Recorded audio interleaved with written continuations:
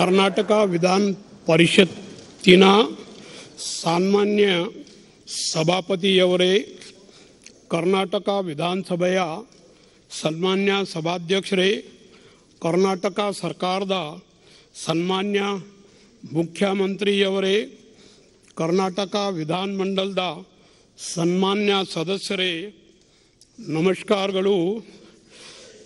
ರಾಜ್ಯಪಾಲನಾಗಿ ಕರ್ನಾಟಕದ ಜನತೆಗೆ ಸೇವೆ ಸಲ್ಲಿಸುವ ಅವಕಾಶ ಒದಗಿ ಬಂದಿದ್ದಕ್ಕೆ ನನಗೆ ತುಂಬ ಹೆಮ್ಮೆ ಹಾಗೂ ಸಂತೋಷ ಎನಿಸುತ್ತಿದೆ.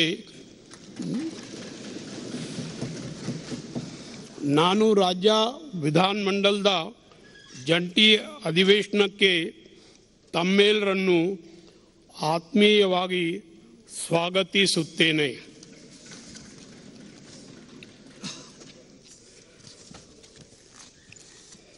जैसा कि हम सभी जानते हैं कि पिछले वर्ष के दौरान दुनिया कोरोना और ओमिक्रॉन वायरस से हम इस बीमारी को मिटाने के लिए ईमानदारी से प्रयास कर रहे हैं ताकि पूरी दुनिया में फैली यह महामारी जल्द ही समाप्त हो जाए. मेरी सरकार के द्वारा कोविड-19 के प्रतिकूल प्रभावों को संभालने और कम करने के लिए अपने स्तर पर पूरी कोशिश की है. हमारी क्षमता और स्वास्थ्य के बुनियादी ढांचे को बढ़ाकर हमारे माननीय प्रधानमंत्री नरेंद्र मोदी जी की आत्मनिर्भर भारत की अवधारणा को प्रभावी ढंग से लागू करने के लिए इस संकट का सकारात्मक तरीके से उपयोग किया गया है. उल्लेखनीय है कि भारत 2 टीकों का उत्पादन करने के अलावा अन्य देशों को निर्यात करने में भी सफल रहा है. हम केंद्र सरकार के साथ मिलकर टीके को उत्तरोत्तर सभी तक पहुंचाने का काम कर रहे हैं. मैं और मेरी सरकार हमारे डॉक्टरों, नर्सों, पुलिस तथा सभी स्वास्थ्य और अग्रिम पंक्ति के कार्यकर्ताओं के प्रति आभार व्यक्त करते हैं, जिन्होंने महामारी के दौरान बिना किसी रुकावट के लगातार काम किया है. मैं ये साझा करना चाहूँगा कि कोविड-19 महामारी के कारण उत्पन्न चुनौतियों और कठिनाइयों के बावजूद मेरी सरकार ने इसे सफलतापूर्वक प्रबंधित किया है. मेरी सरकार के द्वारा विभिन्न क्षेत्रों में जैसे कोविड वार रूम का प्रबंधन, टेलीमेडिसिन, संक्रमितों की पहचान करना और क्वारंटाइन ऑब्जर्वेशन को उन्नत तकनीक के साथ कुशलतापूर्वक प्रबंधित किया गया है और इसके परिणाम स्वरूप दुनिया के अन्य हिस्सों की तुलना में कर्नाटक में मृत्यु दर कम रही है. राज्य में कोविड-19 की स्थिति शुरू होने के बाद से बीमारी के प्रभाव को पर्याप्त रूप से प्रबंधित करने के लिए 5T testing, tracing, tracking, treatment और टेक्नोलॉजी का उपयोग की रणनीति का पालन किया गया है. यह देश के लिए एक निदर्श रहा है और हमारे IT सक्षम कोविड-19 प्रबंधन के लिए भारत सरकार से राष्ट्रीय ई-गवर्नेंस पुरस्कार भी प्राप्त हुआ है.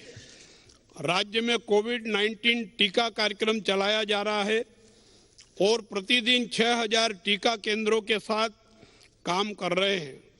कुल 9 करोड़ 33 लाख पात्र लाभार्थियों को 4 करोड़ 89 लाख दूसरी डोज, 4 करोड़ 18 लाख की दी गई है. कुल आबादी के 100% लोगों को पहली डोज और 85% लोगों को कोविड-19 की दोनों डोज दी गई है. कर्नाटक में 6 करोड़ से अधिक कोविड परीक्षण किए गए हैं, जो देश में सबसे अधिक से परीक्षण करने वालों में से एक है.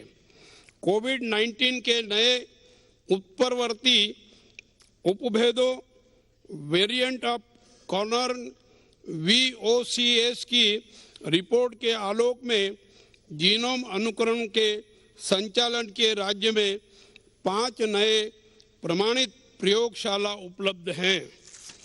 कोविड-19 परीक्षण की पॉजिटिव रिपोर्ट आने के 12 घंटे के भीतर शारीरिक परीक्षण कर तदनुसार home isolation Covid care centre अस्पताल में भर्ती कराया जा रहा है। कुल 540 ट्राई एजिंग केंद्र, बेंगलोर में 168 केंद्र और अन्य जिलों में 372 केंद्र काम कर रहे हैं। होम आइसोलेशन में रहने वालों को आवश्यक सलाह देने के लिए नियमित रूप से टेली कंट्रोलर द्वारा निगरानी की जा रही है। अब तक होम आइसोलेशन में रहने वाले वयस्कों एवं बच्चों को 2,50,000 से अधिक होम आइसोलेशन मेडिकल किट वितरित किए गए हैं और आगे भी इन किटों को वितरित करना जारी रखेंगे। कर्नाटक ने PSA VSA संयंत्रों और ऑक्सीजन संकेंद्रों की स्थापना द्वारा चिकित्सा ऑक्सीजन उत्पादन में 1,200 मीट्रिक टन की वृद्धि की है। हम वर्तमान तीसरी लहर के दौरान ऑक्सीजन की आवश्यकता को सफलतापूर्वक प्रबंधित कर सके हैं। आपातकालीन कोविड प्रतिक्रिया पैकेज 2 ECRP के तहत आवंटित 840 करोड़ अनुदान राशि का उपयोग आवश्यक आपातकालीन सुविधाएं प्रदान करने के लिए प्रभावी ढंग से किया जा रहा है। 55,256 HDU बेड, 7,216 ICU बेड और 6,123 ICU वेंटिलेटर कुल 1,94,363 बेड अब जिला स्तर के अस्पतालों, तालुक स्तर के अस्पतालों और सामुदायिक स्वास्थ्य केंद्रों में उपलब्ध कराए जा रहे हैं। आयुष्मान भारत योजना के तहत जुलाई 2021 से अब तक कुल 8,24,424 कार्ड जारी किए जा चुके हैं। 6,07,000 हितग्राहियों के इलाज के लिए 875 करोड़ की राशि दी जा चुकी है। कर्नाटक राष्ट्रीय स्वास्थ्य मिशन के तहत शुरू की गई टेलीमेडिसिन आधारित स्वास्थ्य सेवाओं के उपयोग में कर्नाटक राज्य हमारे देश में दूसरे स्थान। बच्चों के प्रभावित होने की संभावना को देखते हुए एहतियात के तौर पर लोक शिक्षा विभाग, महिला एवं बाल विकास विभाग, ग्रामीण विकास और पंचायत राज विभाग और शहरी विकास विभाग के सहयोग से आरोग्य नंदना नामक एक नया अभियान शुरू किया गया है। अब तक 70 लाख से अधिक बच्चों की निःशुल्क स्वास्थ्य परीक्षण किया जा चुका है। गदग और मैंगलोर शहरों में 9-9 करोड़ रुपए की लागत से 50 बिस्तरों के आयुष अस्पतालों की शुरुआत की गई है। शिवमोगा शहर में नए आयुष विश्वविद्यालय के प्रारंभ करने के लिए मंत्रिमंडल की स्वीकृति मिल गई है। कर्नाटक राज्य देश के प्रगतिशील राज्यों में से एक है और आजादी का अमृत महोत्सव के अवसर पर अनेक महत्वपूर्ण कार्यक्रमों और योजनाओं का कार्यान्वयन कर रहा है। राज्य में अमृत ग्राम पंचायत, अमृत किसान योजना, अमृत ग्रामीण आवास योजना, अमृत निर्मला, अमृत स्कूल बुनियादी ढांचा कार्यक्रम, अमृत आंगनवाड़ी केंद्र, अमृत नगरोत्थाना आदि सहित 14 अमृत महोत्सव कार्यक्रमों की घोषणा की है।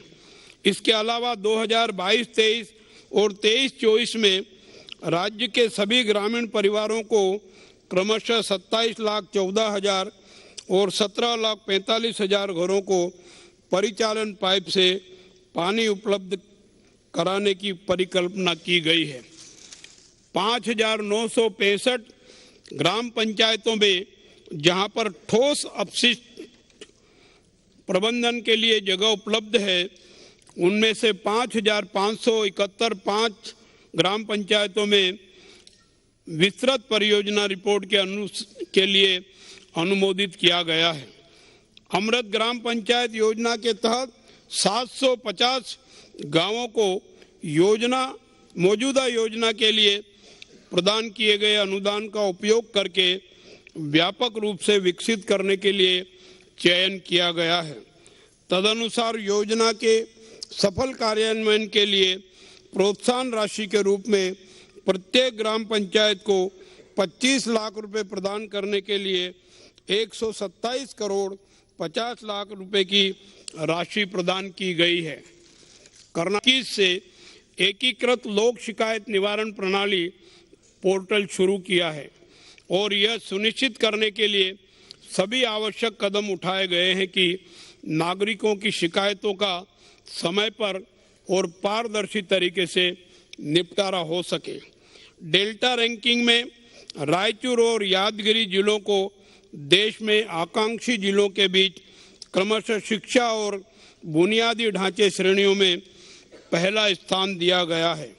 नीति आयोग ने इसमें से प्रत्येक जिले को 3 करोड़ रुपए का विशेष अनुदान दिया है।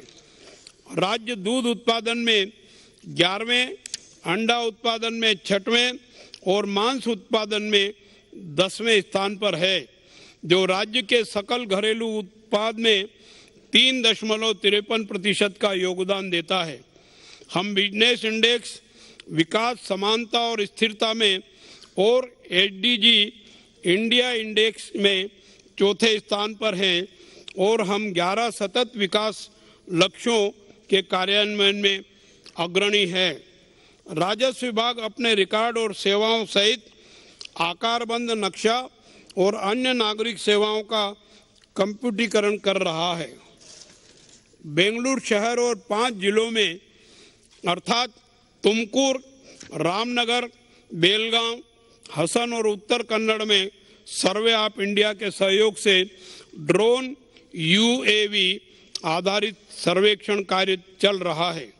मुझे ये जानकर खुशी हो रही है कि भारत सरकार की स्वामित्व परियोजना राज्य के 14 जिलों में लागू की जा रही है, जिसके तहत ग्रामीण आवासीय संपत्तियों के लिए संपत्ति कार्ड दिए जा रहे हैं।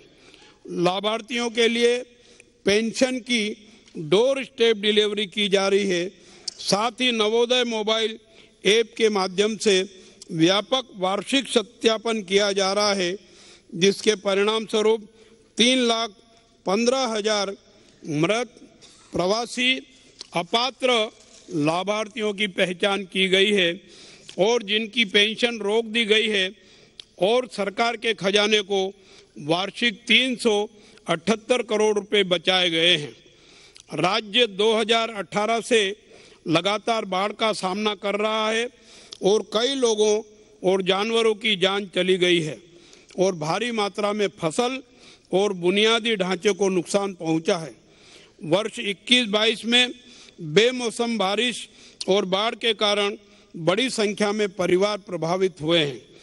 1,38,504 बाढ़ प्रभावित लोगों को आश्रय प्रदान करने के लिए 496 देखभाल केंद्र खोले गए थे।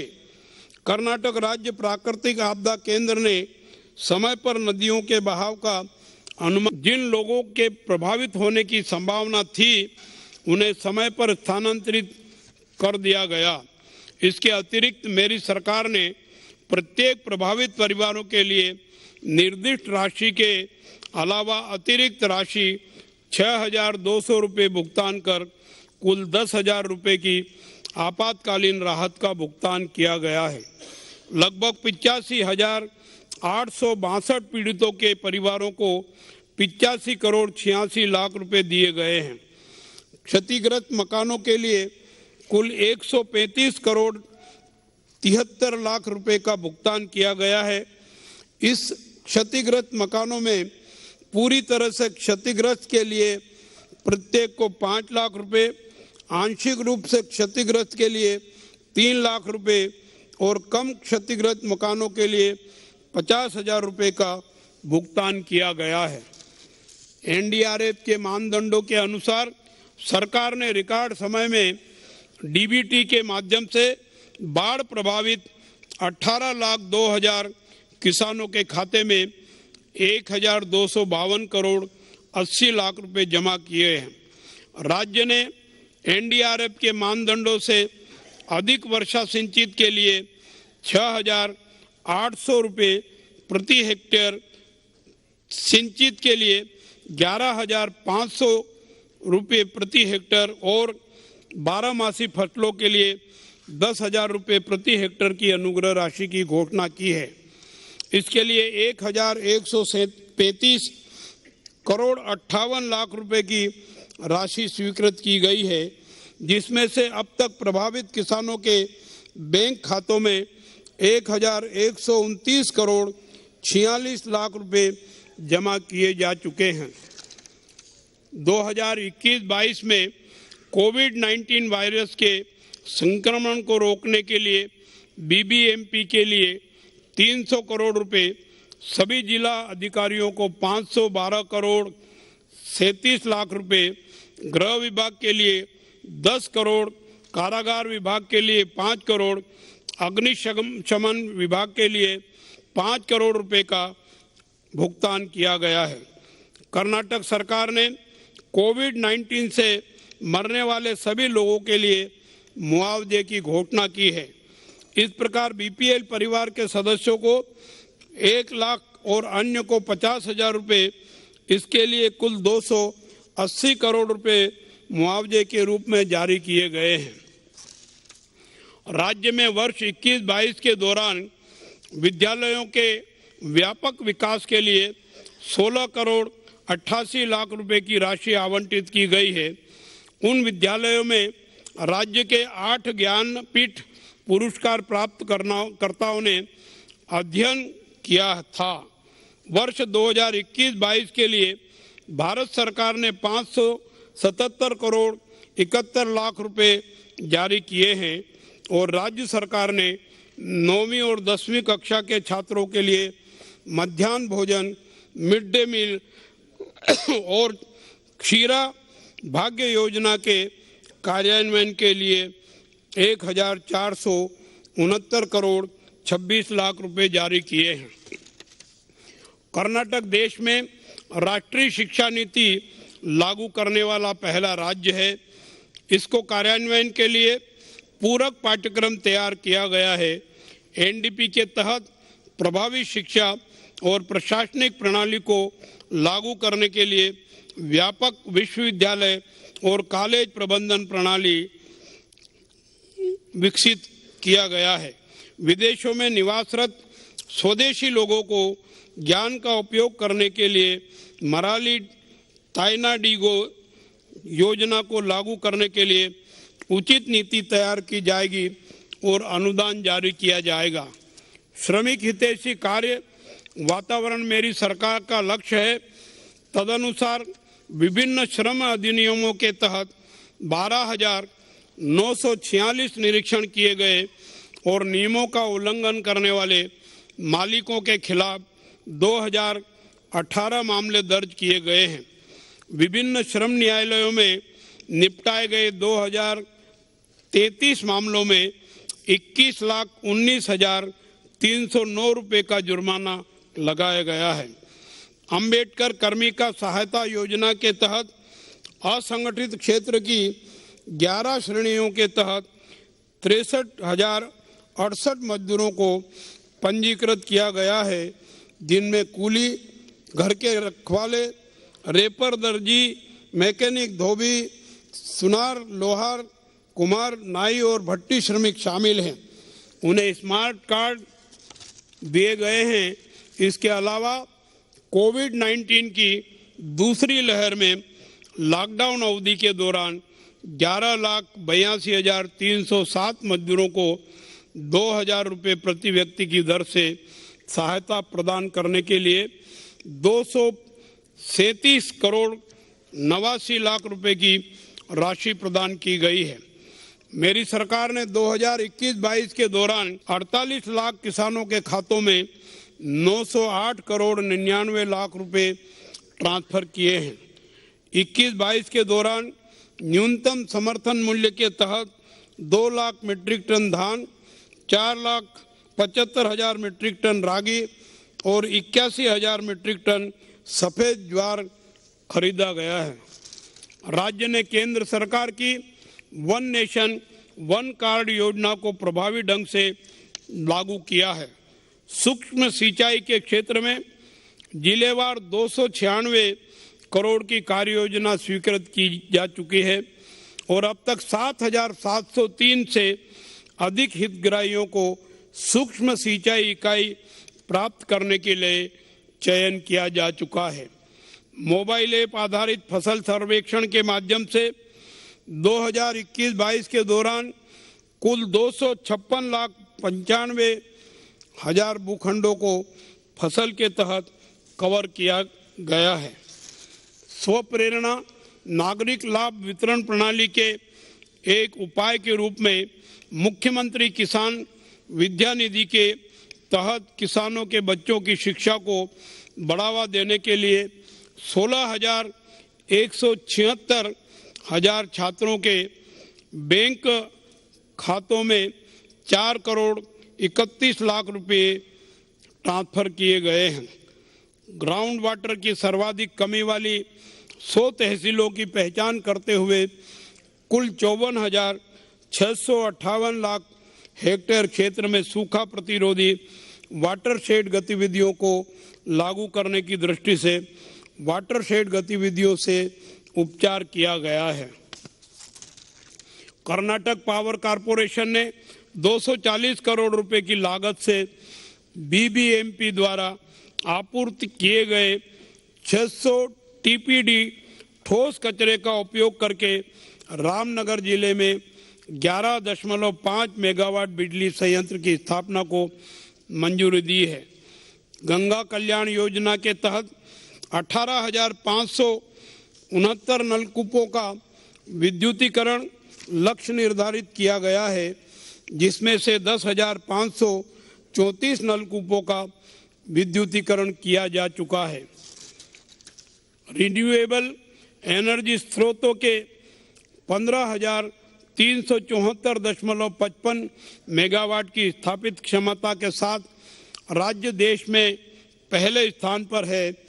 इसमें कुल 244.55 मेगावाट, 116.45 मेगावाट पवन, 128.10 मेगावाट और ISTS श्रेणी के तहत 126 मेगावाट शामिल है। मेरी सरकार 9 करोड़ रुपए की अनुमानित लागत से एक एमपी थिएटर, टूरिस्ट बंगला और अन्य पर्यटक बुनियादी ढांचे जैसे वॉकवे, चिल्ड्रन पार्क के साथ शिवमोगा जिले के शिकारीपुरा के उड़ुतडी में अक्कम महादेवी की 20 फीट ऊंची प्रतिमा का निर्माण कर रही है और सुवर्ण विधान सौदा बेलगांव में कित्तूर रानी चेन्नम्मा और संगोली रायन्ना प्रतिमा का निर्माण भी घोषणा की है। मेरी सरकार ने विभिन्न बागवानी फसलों की खेती के क्षेत्र का विस्तार किया है। 18,777 हेक्टेयर क्षेत्र में डीप सिंचाई लागू की गई है और 20,634 लाभार्थी लाभान्वित हुए हैं। 3,347 हेक्टेयर क्षेत्र में संरक्षित कृषि पद्धतियां शुरू की गई है।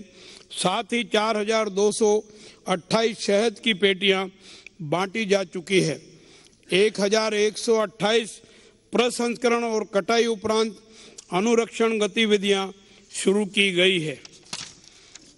किसानों द्वारा उठाए गए फलों और सब्जियों को रेलवे के माध्यम से विभिन्न राज्यों तक पहुंचाने के लिए किसान रेल कार्यक्रम शुरू किया गया है। महात्मा गांधी राष्ट्रीय ग्रामीण रोजगार गारंटी योजना के तहत चालू वर्ष के दौरान 31,54,000 परिवारों के कुल 59,13,000 लोगों को रोजगार प्रदान किया गया है। इस वर्ष में अब तक 13 करोड़ 24 लाख मानव दिवस रोजगार सृजित हुए हैं और कुल 3,769 करोड़ 95 लाख रुपए का भुगतान किया गया है। दूड़ीयोन, बाबदू, कृषि होंडा और सागपीट कार्य कार्यान्वित किए जा रहे हैं। कर्नाटक जैव विविधता के साथ वन पारिस्थितिकी और वन्य जीवन संसाधनों में समृद्ध है। वन विभाग और लोक पारिस्थितिकी की रक्षा कर रहे हैं और मेरी सरकार उनके प्रयासों में उनके साथ है। वनस्पति उद्यान कार्यक्रम के तहत मौजूदा 135 उद्यान सार्वजनिक उपयोग के लिए खुले हैं और अन्य 141 पार्क विकसित करने का कार्य पूर्ण हो गया है। कर्नाटक राज्य प्रदूषण नियंत्रण बोर्ड ने एक छत के नीचे पर्यावरण और प्रदूषण से संबंधित मामलों के बारे में स्पष्टीकरण प्रदान करने के लिए एक कमांड और नियंत्रण प्रणाली की स्थापना की है। इसके अलावा दूषित पानी, जैव चिकित्सा अपशिष्ट, खतरनाक अपशिष्ट को ले जाने वाले वाहनों की जीपीएस आधारित ट्रैकिंग स्थापित की गई है। वायु एवं जल दूषित करने वाले उद्योगों एवं गतिविधियों के लिए संबंधित क्षेत्रीय अधिकारी को सुविधा प्रदान करने के लिए बोर्ड ने 4 विजिलेंस वाहन खरीदे हैं। सेना के सेवानिवृत्त अधिकारियों को इन वाहनों के माध्यम से दस्ते के रूप में कार्य करने के लिए नियुक्त किया गया है। बेंगलुरु में वायु गुणवत्ता को मापने के लिए 7 नए केंद्र स्थापित किए गए हैं। इसके अलावा बोर्ड ने राज्य के अन्य गंभीर रूप से प्रदूषित शहरों में ऐसे 4 माप केंद्र स्थापित करने की योजना बनाई है। विश्व बैंक द्वारा सहायता प्राप्त बांधों के जीर्णोद्धार एवं विकास परियोजना चरण 2 और चरण 3 के तहत जल संसाधन विभाग ने राज्य में 1,500 करोड़ रुपए की लागत से 58 बांधों के जीर्णोद्धार और विकास को मंजूरी दी है। राज्य ने बांध सुरक्षा अधिनियम 2021 के अनुसार बांध सुरक्षा संगठन बनाया है, जिसका उद्देश्य बांधों की निगरानी, निरीक्षण, संचालन और रखरखाव और सुरक्षा प्रदान करना है।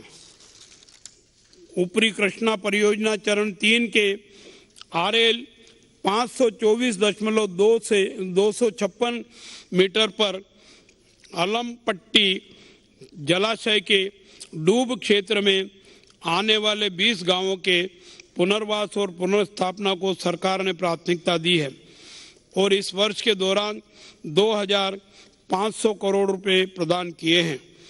ऊपरी भद्रा परियोजना ने केंद्र सरकार की सभी वैधानिक मंजूरी हासिल कर ली है और राष्ट्रीय परियोजना की मान्यता के अंतिम चरण में है। जल संसाधन विभाग के द्वारा 2021-22 के दौरान 4,757 करोड़ रुपए की लागत से योजनाएं शुरू की गई है। कोप्पल जिले के यलबुर्गा तालुक और कोप्पल तालुकों में पेयजल और भूजल विकास के लिए तुंगभद्रा और कृष्णा नदी पर लिफ्ट सिंचाई परियोजनाएं क्रमशः 290 करोड़ रुपए और 498 करोड़ 80 लाख रुपए की लागत से शुरू की गई है। राज्य में गिरते भूजल स्तर को नियंत्रित करने के लिए कर्नाटक सरकार ने कर्नाटक विकास प्रबंधन नियम और विनियमन अधिनियम 2011 और नियम 2012 के तहत कर्नाटक भूजल प्राधिकरण में को पंजीकृत कराना अनिवार्य कर दिया गया। इसी प्रकार उन तालुकों में जहां भूजल का उपयोग 100% से अधिक है, उपयोगकर्ता पंजीकरण और नामित जिला भूजल समिति से अनुमति अनिवार्य कर दी गई है। उद्यमी बनो, नियोक्ता बनो के नारे के तहत सरकार उद्यमिता को बढ़ावा दे रही है और रोजगार प्रदान कर रही है। इसके अलावा सरकार बेंगलोर मुंबई और बेंगलोर चेन्नई औद्योगिक गलियारों के साथ औद्योगिक टाउनशिप स्थापित करने की योजना बना रही है। अप्रैल जून 2021 के दौरान भारत के सकल विदेशी प्रत्यक्ष निवेश FDI के 48% प्रवाह के साथ कर्नाटक सबसे ऊपर है और कर्नाटक सरकार के नीति आयोग द्वारा प्रकाशित भारत इंडिया इनोवेशन इंडेक्स 2020 के तहत प्रमुख राज्यों में की श्रेणी में सबसे ऊपर है। 2021 से 2026 के लिए कर्नाटक खनिज योजना को अंतिम रूप देने के लिए विशेषज्ञों और संसाधन व्यक्तियों की एक समिति गठित की गई है। जिला खनिज प्रतिष्ठान कोष के लिए जुटाई गई राशि का उपयोग राज्य के खदान प्रभावित क्षेत्रों में रहने वाले लोगों के विकास और खनन क्षेत्रों के विकास के लिए भी किया जा रहा है।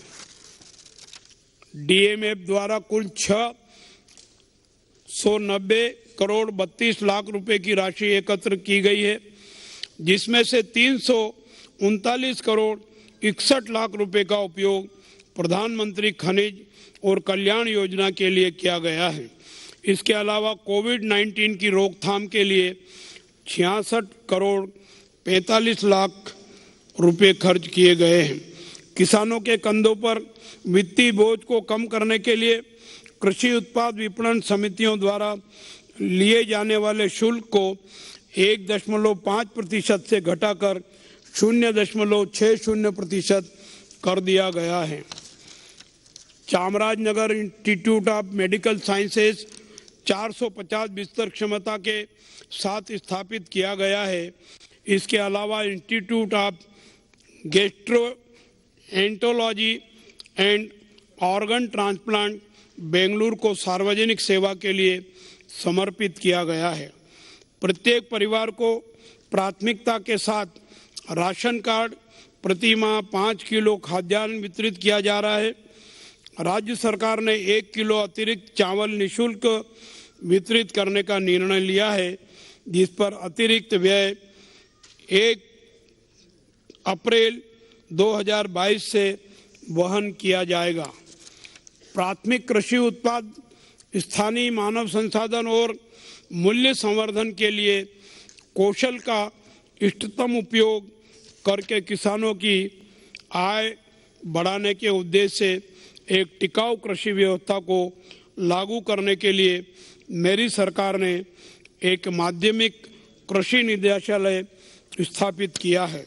हैदराबाद कर्नाटक और क्षेत्रीय विकास बोर्ड का नाम बदलकर कल्याण कर्नाटक केंद्र क्षेत्र विकास बोर्ड कर दिया गया है। कार्मिक और प्रशासनिक सुधार विभाग को कर्नाटक क्षेत्रीय विकास बोर्ड के तहत काम करने के लिए कलबुर्गी में स्थानांतरित किया गया है। मुझे ये बताते हुए खुशी हो रही है कि 1 नवंबर 2021 को कन्नड़ राज्योत्सव समारोह के अवसर पर 20 लाख से अधिक कन्नडिगा और भारत के बाहर रहने वाले कन्नडिगों द्वारा 3 कन्नड़ गीतों के संयुक्त गायन द्वारा ऐतिहासिक रिकॉर्ड बनाया गया है। मैसूर, श्रीरंगपट्टनम और मदिकेरी में नादा हब्बा दशहरा उत्सव मनाया गया और रानी चन्नम्मा की स्मृति में कित्तूर महोत्सव सार्थक रूप से मनाया गया। विभिन्न सरकारी कार्यक्रमों में भाग लेने के लिए प्रिंट और इलेक्ट्रॉनिक मीडिया के पत्रकारों और फोटोग्राफरों को मीडिया मान्यता कार्ड जारी किए गए हैं।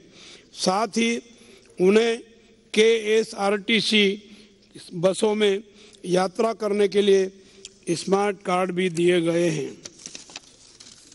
मेरी सरकार ने बेंगलुरु शहर के व्यवस्थित और पारदर्शी प्रशासन के लिए बेंगलुरु महानगर पालिका अधिनियम बनाया है।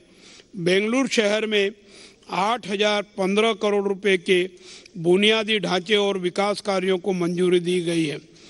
बेंगलुरु मेट्रो बेंगलुरु वासियों को अच्छी तरह से सेवा दे रही है और मुझे ये जानकर खुशी हो रही है कि अगस्त 2021 से मैसूर रोड से कंगेरी 17.53 किलोमीटर की दूरी को सार्वजनिक सेवा के लिए खोल दिया गया है।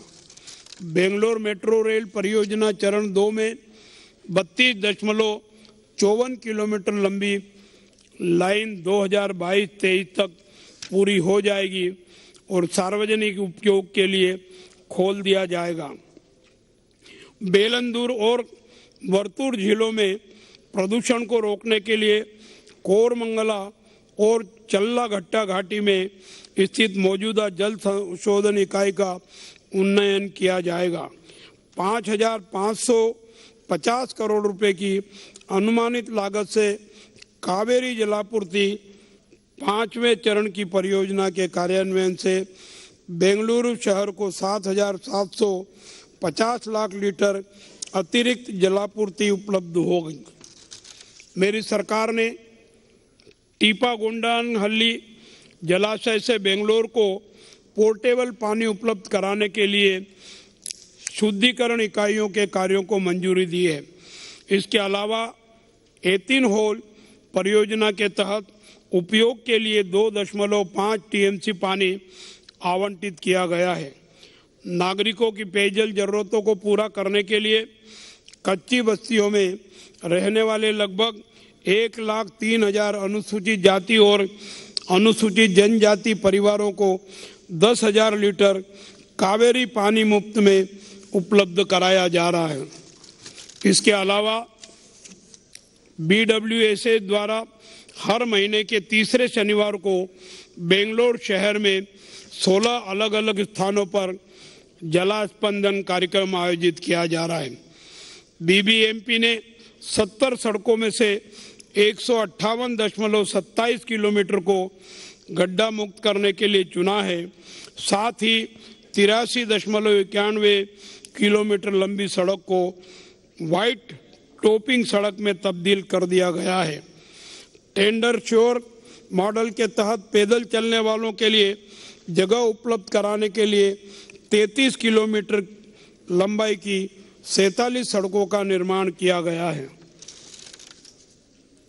KSNDMC ने बाढ़ के बारे में जनता को सचेत करने के लिए वर्षा जल नहर में 28 जल स्तर सेंसर लगाए गए हैं। पिछले 2 वर्षों के दौरान कर्नाटक सरकार ने मुख्यमंत्री नव नगरोत्थान क्रिया योजना के तहत 33 जिलों के कायाकल्प और व्यापक विकास के लिए 317 करोड़ 25 लाख रुपए का अनुदान प्रदान किया है। BBMP के द्वारा सेवा वितरण में सुविधा की दृष्टि से कंप्यूटरीकृत भवन नक्शा अनुमोदन और भूमि उपयोग में परिवर्तन की ऑनलाइन सुविधा प्रदान की है। ऑटो प्लॉट सॉफ्टवेयर का उपयोग LBPAS भूमि और भवन योजना अनुमोदन प्रणाली में भवन मानचित्र के लिए ऑनलाइन अनुमोदन के लिए किया जाता है। परिवहन विभाग ने अपनी सेवाओं को ऑनलाइन कर दिया है और अब नागरिक 30 सेवाएं ऑनलाइन प्राप्त कर सकते हैं, जिसमें ड्राइविंग लाइसेंस, वाहन पंजीकरण प्रमाण पत्र और कई अन्य सेवाएं शामिल है। इसके अलावा बेंगलुरु और अन्य प्रमुख शहरों के लोगों को लास्ट माइल कनेक्टिविटी प्रदान करने के लिए बाइक टैक्सी योजना लागू की गई है। परिवहन विभाग ने महिलाओं की सुरक्षा में सुधार के उद्देश्य से 5,000 बसों में CCTV कैमरे और बस स्टैंडों में सूचना डिस्प्ले बोर्ड लगाए हैं। कर्नाटक परिवहन निगम हमेशा देश के लिए एक मॉडल के रूप में रहा है और इस वर्ष कर्नाटक परिवहन निगम ने 7 पुरस्कार जीते हैं। शिक्षा समाज की नींव है और मुझे ये बताते हुए खुशी हो रही है कि नाबार्ड के सहयोग से RIDF 25 परियोजना के तहत 3,370 प्राथमिक और उच्च विद्यालय भवन निर्माण कार्य शुरू किए गए थे। उनमें से 2,875 प्राथमिक और उच्च विद्यालय भवन निर्माण पूरे हो चुके हैं। 75वें स्वतंत्रता का अमृत महोत्सव के उपलक्ष्य में अमृत ग्रामीण आवास योजना के तहत चयनित 750 ग्राम पंचायतों में आवासहीन परिवारों के लिए आवास की योजना बनाई गई है। धारवाड़, विजयनगर और मैसूरू जिलों में शासकीय भूमि पर झोपड़ियों में रहने वाले भूमिहीन को 3,36,000 परिवारों को अधिकार पत्र वितरित किए गए हैं।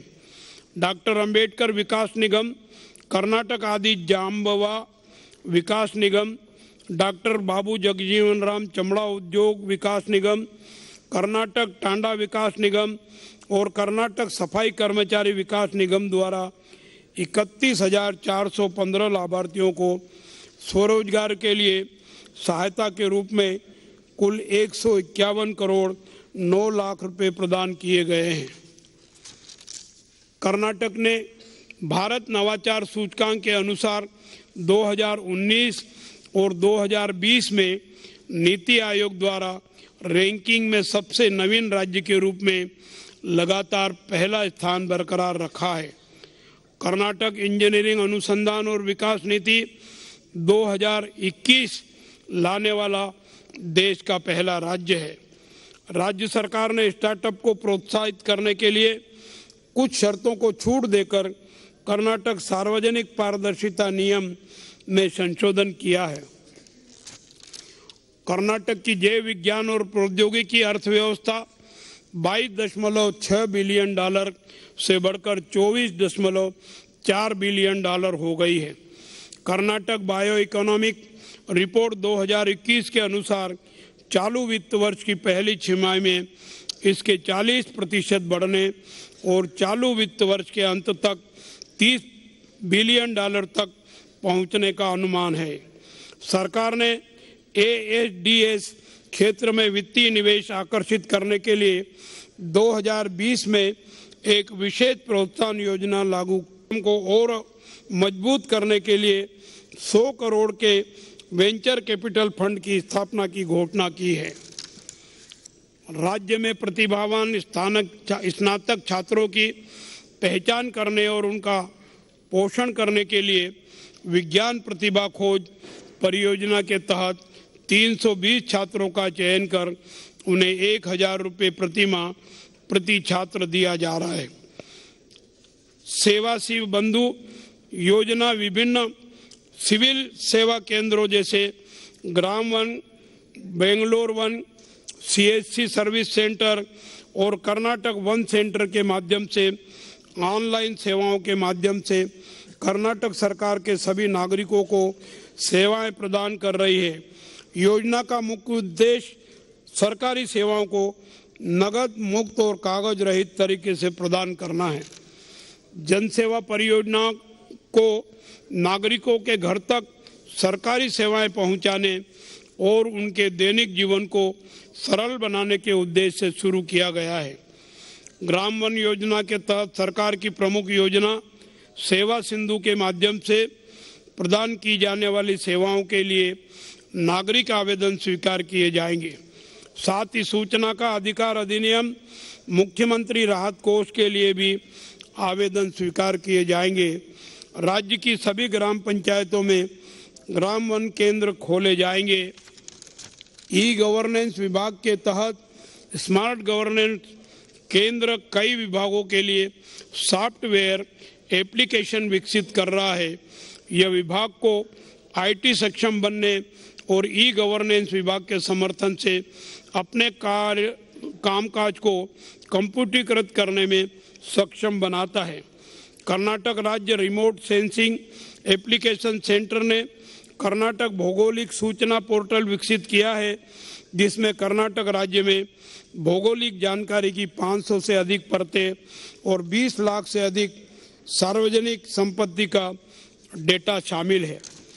मुझे ये बताते हुए खुशी हो रही है कि कलबुर्गी से तिरुपति, हिंडन, दिल्ली और मुंबई के बीच उड़ान सेवाएं शुरू कर दी गई है। यह शहरों के दूसरे स्तर में सबसे तेजी से बढ़ने वाला हवाई अड्डा है। नए हवाई अड्डों शिमोगा, विजयपुर, बेल्लारी, हासन, उत्तर कन्नड़ और रायचूर जिले में जैसे कई शहरों में बन रहे हैं। व्यय साझा करने वाले मॉडल के साथ कर्नाटक के साथ साथ बेंगलुरु में रेलवे नेटवर्क का विस्तार किया जा रहा है। मेरी सरकार रेलवे विभाग के साथ खर्च साझा कर द्विपथ लाइन लागू कर रही है। KSHDP के तहत मेरी सरकार ने 3,500 करोड़ रुपए की लागत से 2,300 किलोमीटर स्टेट हाईवे के पुनर्निर्माण को मंजूरी दी है। बेंगलुरु में सेफ सिटी योजना के तहत 18 करोड़ रुपए की अनुमानित लागत से निर्भया भवन और महिला पुलिस चौकी का निर्माण कार्य प्रगति पर है। फायर डिस्टेंट ने 2,891 लोगों को बचाया है और निजी और सार्वजनिक संपत्ति में लगभग 794 करोड़ 6 लाख रुपए की बचत की है। इसके अलावा दक्षिण कन्नड़, उडुपी, उत्तर कन्नड़, बेल्लारी, धारवाड़ और बेलगावी जिलों में नागरिक सुरक्षा इकाइयां शुरू करने के लिए कदम उठाए जा रहे हैं। वर्ष 2021-22 के लिए विभिन्न राज्य आवास योजनाओं के तहत ग्रामीण क्षेत्र में 4 लाख और शहरी क्षेत्र में 1 लाख आवास का लक्ष्य जारी किया गया है। PMAY ग्रामीण के तहत भारत सरकार के आवास डेटाबेस में कुल 25,40,000 बेघर और भूमिहीन की जानकारी अपडेट की गई है। इसे 13 जनवरी 2022 को भारत सरकार द्वारा अनुमोदित किया गया है। वर्तमान सरकार के कार्यकाल में 2,96,000 घरों का निर्माण किया गया है। मैं सभी सदस्यों से अनुरोध करता हूं कि वे हमारे राज्य को सभी क्षेत्रों में सबसे आगे ले जाने के लिए अपने बहुमूल्य प्रयास प्रदान करते हुए प्रतिभाग और सहयोग करें, ताकि हम महान कर्नाटक और एक महान भारत का निर्माण हो सके। जय हिंद, जय कर्नाटक।